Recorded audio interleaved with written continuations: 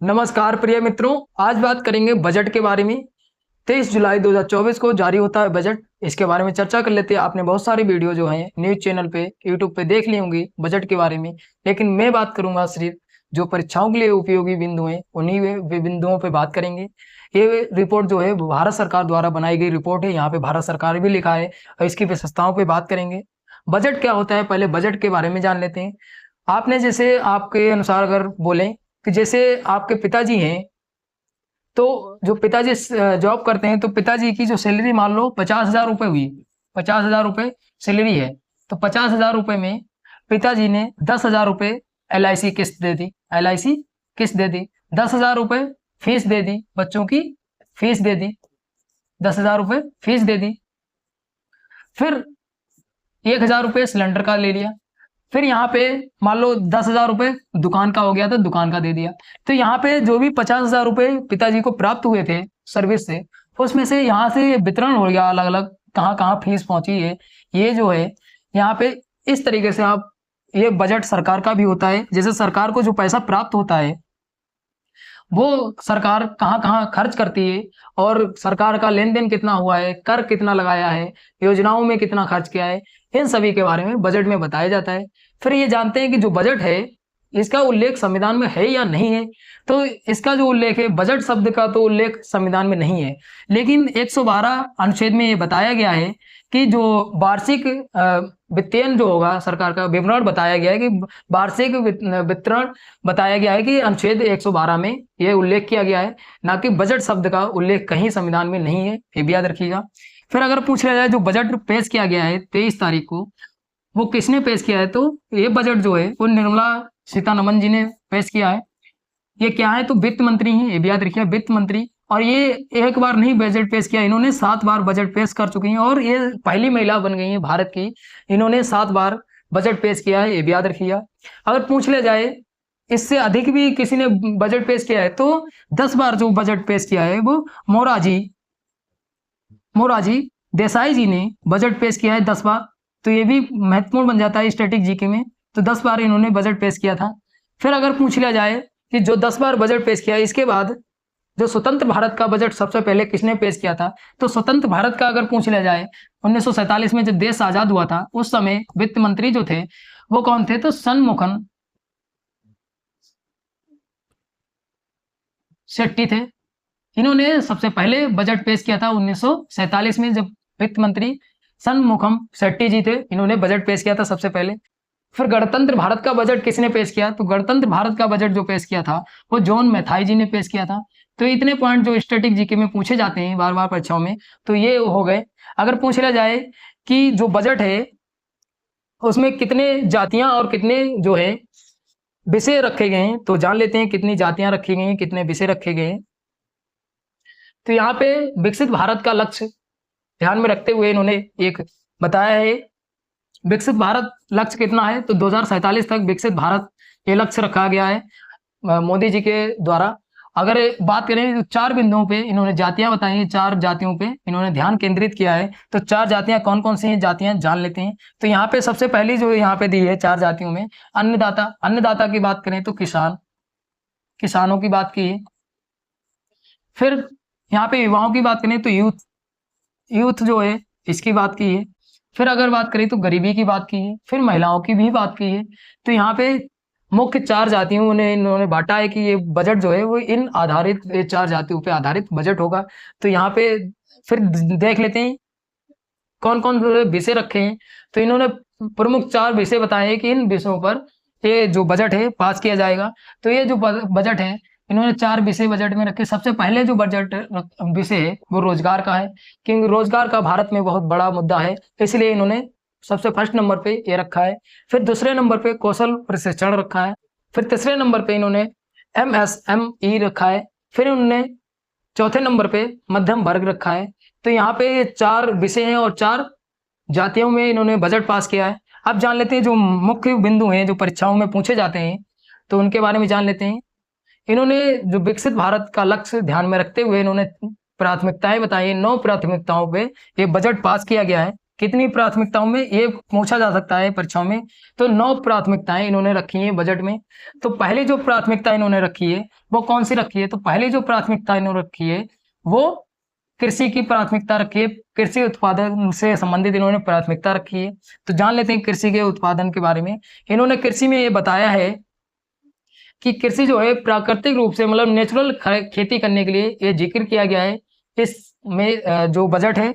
तो इसमें इन्होंने बताया है कि यहाँ पे सबसे इम्पोर्टेंट जो पॉइंट बन जाता है कि इन्होंने बताया 32 प्रकार की कृषियाँ और 109 किस्मों से कृषि नेचुरल की जाएगी। इन्होंने ये पॉइंट इंपॉर्टेंट बन जाता है, कितने प्रकार की कृषियाँ और कितनी किस्मों से कृषि का जो है वो अनुकूलन मतलब नए जिस तरीके से जलवायु होगी उसी तरीके से कृषि के लिए इन्होंने किस्में बताई हैं।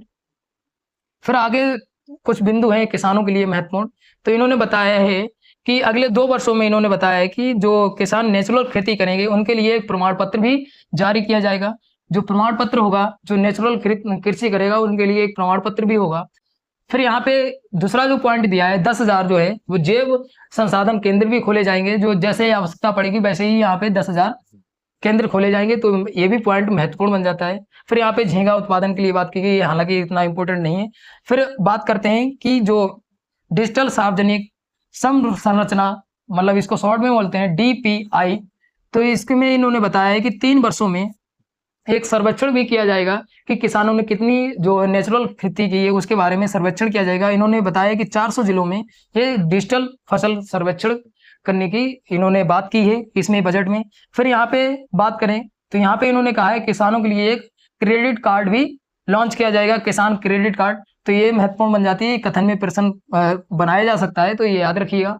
फिर आगे बात करें तो आगे जो है और योजनाएं काहे के लिए बताई हैं। तो दूसरी जो प्राथमिकता इन्होंने बताई है, दूसरी प्राथमिकताओं में रोजगार का मुद्दा है।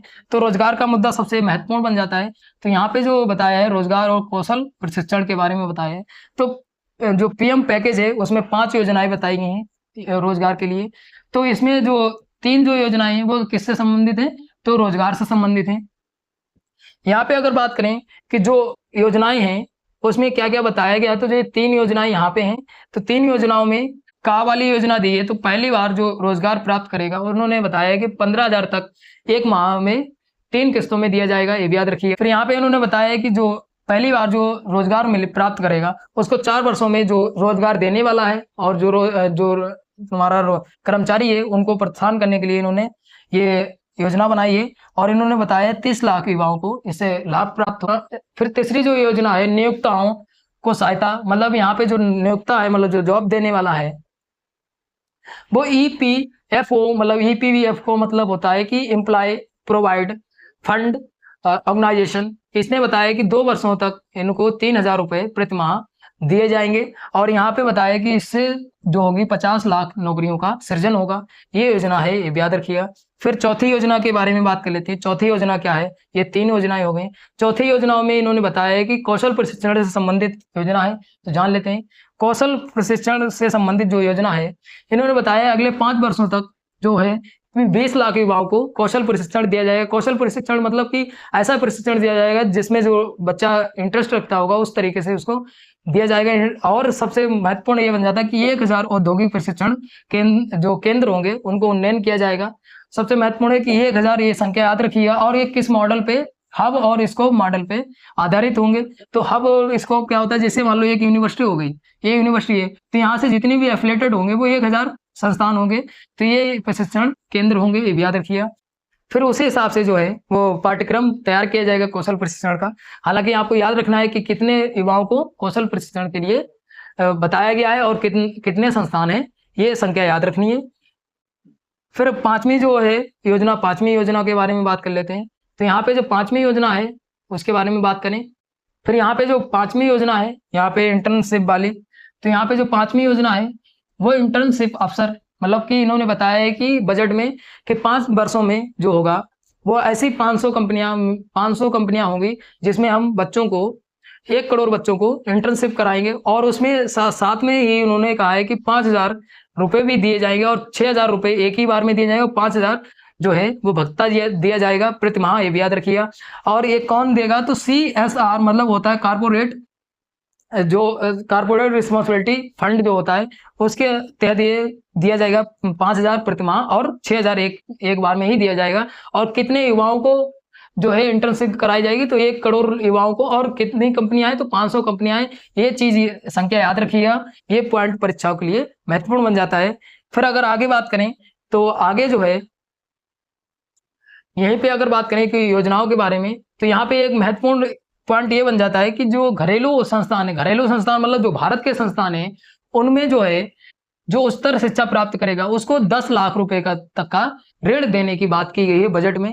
और मतलब घरेलू का मतलब ये जो भारत में पढ़ेगा उसी को उच्चतर, जैसे बीटेक भी है, एमएड एमटेक वगैरह हो गया, तो उसमें उच्चतर जो शिक्षा होती है उसमें 10 लाख रुपए तक का ऋण देगी सरकार। लेकिन अगर कोई बाहर जाता है मतलब पढ़ने यूक्रेन वगैरह में, तो वहां के लिए ऋण नहीं दिया जाएगा। और जो ऋण दिया जाएगा तो प्रतिवर्ष जो है वो 1 लाख रुपए विद्यार्थियों को ई वाउचर भी दिया जाएगा। और जो ऋण दिया जाएगा उस पर 3% जो है वार्षिक ब्याज जो है।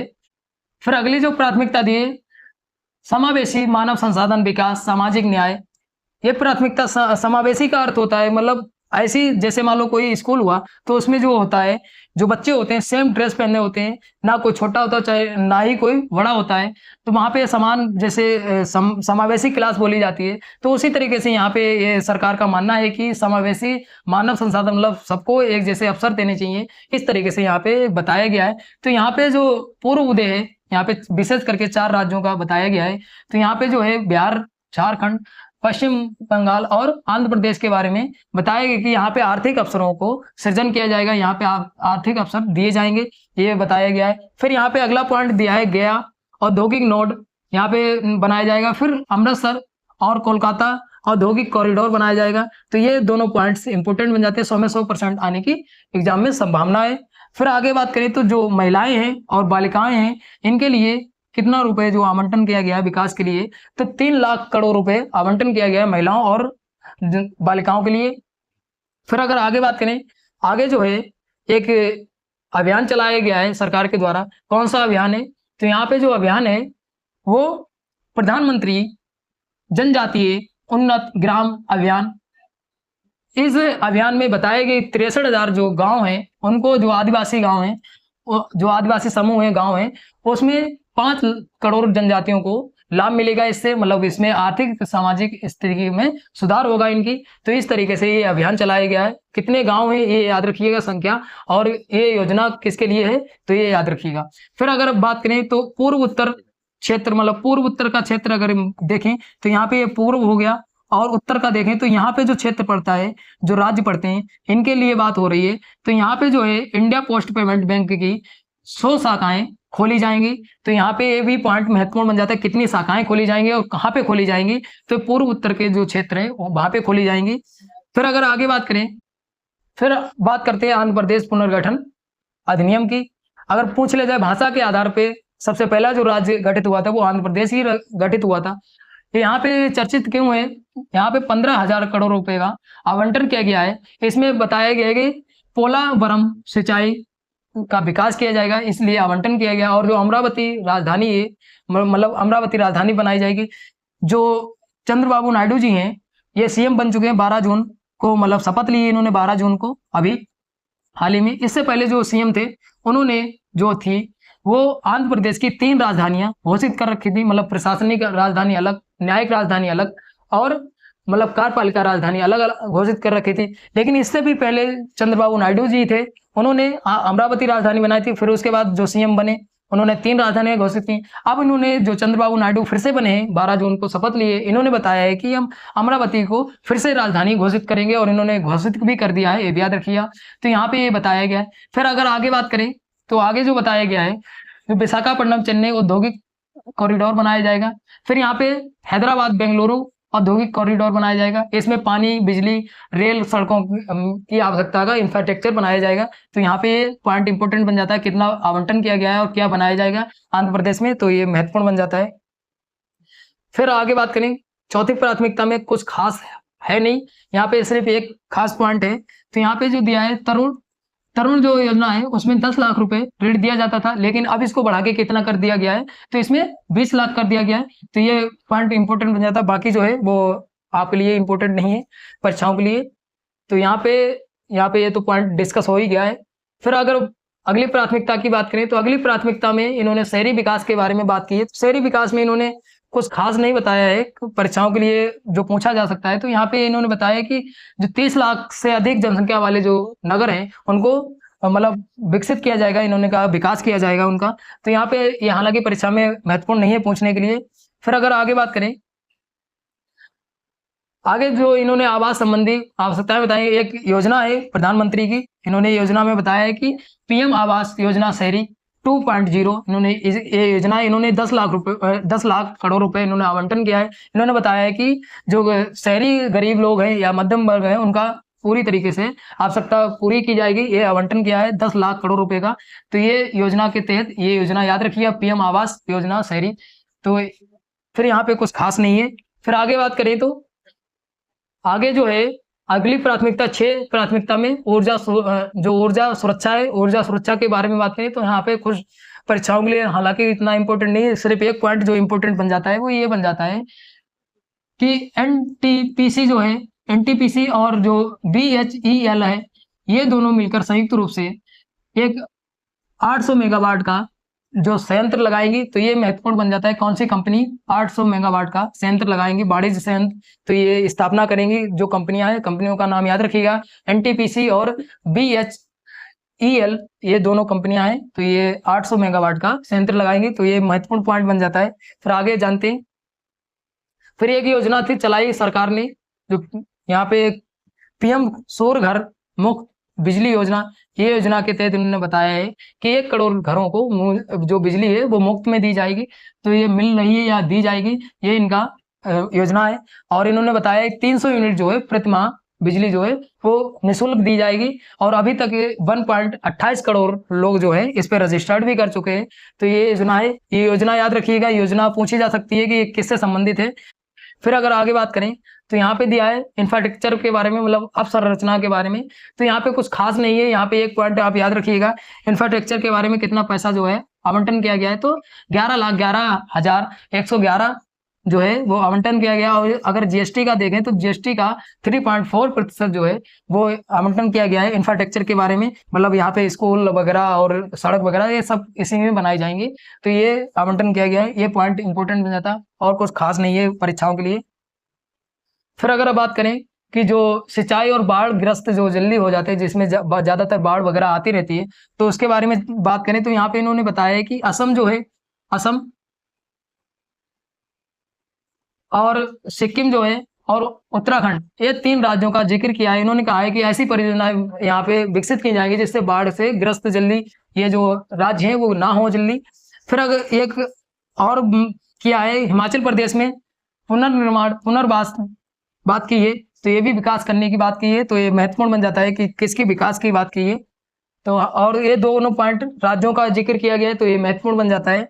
आगे बात करें तो अगले पर्यटन के बारे में बढ़ावा देने के लिए सरकार ने क्या किया है, तो पर्यटन के बारे में ये महत्वपूर्ण पॉइंट बन जाता है। पर्यटन के बारे में इन्होंने बताया है कि जो काशी विश्वनाथ मंदिर कॉरिडोर और विश्वपथ मंदिर कॉरिडोर और महाबोधि मंदिर कॉरिडोर इन्होंने विकास करने के लिए बात की है बजट में। फिर इन्होंने बताया कि हिंदू, जैनी और बौद्ध वगैरह जो महत्वपूर्ण धार्मिक स्थल है उनका भी विकास किया जाएगा। जैसे इन्होंने एक जिक्र किया, राजगिरी का विकास किया जाएगा। फिर यहाँ पे जो नालंदा विश्वविद्यालय है उसके बारे में भी बात की कि नालंदा विश्वविद्यालय जो है वो एक गौरवशाली स्थल मतलब दिखाने के लिए इन्होंने पर्यटन स्थल के रूप में विकास करने की बात की है। फिर अगर उड़ीसा के बारे में बात करें तो उड़ीसा में इन्होंने बताया है कि जो स्मारक है, वन्य जीव अभ्यारण्य है, इनके बारे में इन्होंने विकास करने की बात की। तो एक पॉइंट जो है बन जाता है मनोरम समुद्र तट का विकास करने की बात की है। तो ये उड़ीसा में है, ये महत्वपूर्ण बन जाता है, यहाँ से प्रश्न बनाया जा सकता है। फिर अगर आगे बात करें तो आगे जो है कौन कौन से इंफ्रास्ट्रक्चर बनाए जाएंगे। फिर यहाँ पे जो अगला दिया है अनुसंधान के बारे में, यहाँ पे कुछ खास नहीं है। एक अनुसंधान के बारे में एक प्रश्न बनाया जा सकता है कि अनुसंधान में कितना आवंटन किया गया अनुसंधान के लिए। तो अनुसंधान के लिए जो आवंटन किया गया अंतरिक्ष के लिए, तो 1000 करोड़ रुपए आवंटित किया गया है। ये भी याद रखिए, विकास के लिए इसका मतलब इसमें क्या क्या किया जाएगा अर्थव्यवस्था के लिए उसकी। तो आगे चलते हैं, आगे दिया है मतलब अगली पीढ़ी के लिए सुधार के लिए क्या है, इसमें कुछ खास नहीं इन्होंने बताया नहीं, परीक्षाओं के लिए नहीं महत्वपूर्ण बनता है। इसमें एक चीज हो सकता है कथन में बना ली जाए कि जैसे आधार कार्ड होता है वैसे भू आधार भी बनाया जाएगा। भू आधार के लिए इन्होंने बात की है किसमें, बजट में। तो ये पॉइंट थोड़ा सा इंपॉर्टेंट है, बाकी ये कुछ खास इंपॉर्टेंट नहीं है। फिर आगे बात करें तो आगे जो है ये यहाँ पे मजबूत आर्थिक आधार दिया है, तो यहाँ पे कुछ आपके लिए परीक्षाओं के लिए महत्वपूर्ण नहीं है। यहाँ पे कर प्रस्ताव के लिए बारे में जान लेते हैं। तो यहाँ पे एक जिक्र की है जो आयकर अधिनियम है 1961, उसके बारे में इन्होंने जिक्र की है, 1961 के बारे में समीक्षा की है। फिर आगे बात करें तो आगे जो है कर के बारे में क्या क्या उन्होंने बताया है। तो यहाँ पे इन्होंने सीमा शुल्क के बारे में परिवर्तन किया है, सीमा शुल्क। तो सीमा शुल्क में इन्होंने कैंसर की जो 3 दवाइयाँ हैं उसके बारे में जो छूट की है। फिर इन्होंने मोबाइल रिचार्ज वगैरह और चार्जर वगैरह पे 15% की घटाकर कर दिया है। फिर इन्होंने जो सोने और चांदी पे घटाकर कितना किया है, तो 6% और प्लेटिनियम पे 6.4% इन्होंने सीमा शुल्क जो है वो कम किया है। फिर अगर बात करें आगे बात करें तो आगे जो है यहाँ पे 25 महत्वपूर्ण जो खनिज हैं उस पर सीमा शुल्क पूर्णतः हटा दिया गया है, यह याद रखिएगा। फिर अगर आगे बात करें तो आगे जो है जो प्रत्यक्ष कर प्रस्ताव है उसके बारे में जान लेते हैं। तो यहाँ पे जो है जो इन्होंने बताया जो शेयर मार्केट है, शेयर मार्केट में जो लघु अवधि वाली जो शेयर मार्केटें हैं उसके बारे में बताया। इन्होंने बताया है कि जो इन पे टैक्स कितना लगाया जाएगा, तो 20% टैक्स लगाया जाएगा। कितना टैक्स? 20%। और जो दीर्घकालीन है तो इस पे कितना लगाया जाएगा, तो इस पे जो है वो 12.5% जो है वो टैक्स लिया जाएगा। तो ये शेयर मार्केट, और जब बजट में बात हो रही थी लगभग 1-1.5 घंटे का बजट था, तो उसी समय लगभग शेयर मार्केट नीचे डाउन हो गई थी। फिर आगे बात करें तो आगे जो है निवेशकों ने एंजल कर जो लगता था उन पे वो समाप्त कर दिया गया। एंजल कर क्या होता है, जो कंपनियां होती हैं वो अगर रजिस्टर्ड नहीं है और उसमें निवेशकों ने अपना पैसा लगा रखा है तो उसमें जो है वो उन पे एंजल कर नहीं लगाया जाएगा। ये सरकार ने इस बजट में पूर्ण तरीके से समाप्त कर दिया गया है। अगर भारत में बात करें तो लगभग 16,85,000 कंपनियां भारत में हैं। तो अगर आप कंपनियों के बारे में संपूर्ण जानकारी लेना चाहते हैं तो मैंने अभी कुछ समय पहले वीडियो अपलोड की है कि कौन रिपोर्ट जारी करता है, कितनी कंपनियां नई रजिस्टर्ड हुई, सबसे ज्यादा कंपनियां कहाँ रजिस्टर्ड हुई हैं, इन सभी के बारे में मैंने वीडियो में जानकारी दी है, तो आप वहां से जाके देख सकते हैं। बाकी जो है वो कुछ खास नहीं है। यहाँ पे एक पॉइंट और इम्पोर्टेंट बन जाता है, जो कारपोरेट जो विदेशी कंपनियां हैं उस पर जो 40% जो कर लगता था उस पर उन्होंने घटाकर 35% कर दिया, जो विदेशी कंपनियां हैं। तो यहाँ पे कारपोरेट जो टैक्स लिया जाता था, अगर कारपोरेट मंत्री पूछ ले जाए तो कौन है? निर्मला सीतारमन जी हैं, याद रखिएगा, वित्त मंत्री भी हैं। तो यहाँ पे ये पॉइंट इंपॉर्टेंट हो जाता है, विदेशी कंपनियों पे कितना टैक्स जो है वो लिया जाता था और कितना कम कर दिया गया, तो 5% जो है वो कम कर दिया गया। ये पॉइंट महत्वपूर्ण बन जाता है। फिर बात करें कि जो नई कर व्यवस्था है उसके बारे में, तो यहाँ पे नई कर व्यवस्था आपको एक लाइन दिख रही होगी। तो यहाँ पे अगर बात करें तो यहाँ पे 0 से 3 लाख के बीच कोई कर जो है वो नहीं लिया जाएगा। 0 से 3 लाख तक कोई कर नहीं लिया जाएगा।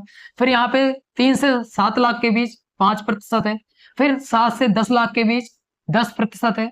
फिर 10 से 12 लाख के बीच कितना है? 15% है। और फिर 12 से 15 लाख के बीच तो ये जो है 20% है। और यहाँ पे जो है 15 लाख से अधिक या 15 लाख तक तो जो है वो 30% कर लगाया जाएगा। ये जो है नई कर व्यवस्था है, यहाँ पे आप देख सकते हैं। फिर महत्वपूर्ण पॉइंट बन जाता है, सरकार जो है पैसा खत्म करती है योजनाओं पे। ये पैसा आता कहाँ से, जो पैसा योजनाओं पे खत्म करती है? तो यहाँ से एक प्रश्न जरूर पूछा जाता है।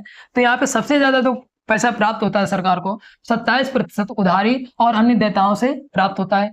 फिर अगर उससे अलावा पूछ लिया जाए तो उसके अलावा 19% जो है वो आयकर विभाग से प्राप्त होता है। फिर 18% जो है वो जीएसटी से प्राप्त होता है। फिर जो है 17% जो है वो निगम कर से प्राप्त होता है। तो यहाँ पे आपको सबसे ज्यादा पूछा जाता है परीक्षाओं में, सबसे ज्यादा सरकार को पैसा कहाँ से प्राप्त होता है। फिर उसके बाद जो है उसके कम, और उसके बाद जीएसटी से, फिर उसके बाद निगम कर से प्राप्त होता है। तो यहाँ पे और बाकी जो है 5% केंद्रीय उत्पाद से, 4% जो है सीमा शुल्क, और जो है पूंजीगत प्राप्तियां 1% और 9% जो है कर विभिन्न प्राप्तियां। आपको सबसे ज्यादा कहाँ से प्राप्त होता है और सबसे कम कहाँ से प्राप्त होता है ये याद रखना है। हो सकता है कभी कभी पीसीएस वगैरह में प्रश्न क्रम में लगाने को दे दिया जाए, ये मतलब दे दिया जाए आयकर विभाग, जीएसटी और उधारी वाला, तो यहाँ पे परसेंटेज एक तरफ दे दी जाएगा तो मैचिंग में दिया जा सकता है। तो आप 4 याद रखिएगा, सबसे 27%, 19%, 18% और 17%, ये महत्वपूर्ण बन जाता है। फिर यहाँ पे जो सरकार के पास पैसा आया है वो कहाँ कहाँ खर्च करती है, तो 21% जो पैसा है वो कर शुल्कों और राज्यों का हिस्सा होता है, ये सबसे ज्यादा होता है। फिर उससे कम जो होता है, उससे कम जान लेते हैं कौन सा होता है। तो उससे कम 19% जो है ब्याज भुगतान में लगाती है। तो 19% जो है सरकार पे कर्जा होता है, उसका ब्याज देती है सरकार। फिर उसके कम जो है, उससे कम जो है वो अन्य जो वे होते हैं 9% में। फिर 9% में जो होते हैं वित्त आयोग और अन्य जो होते हैं।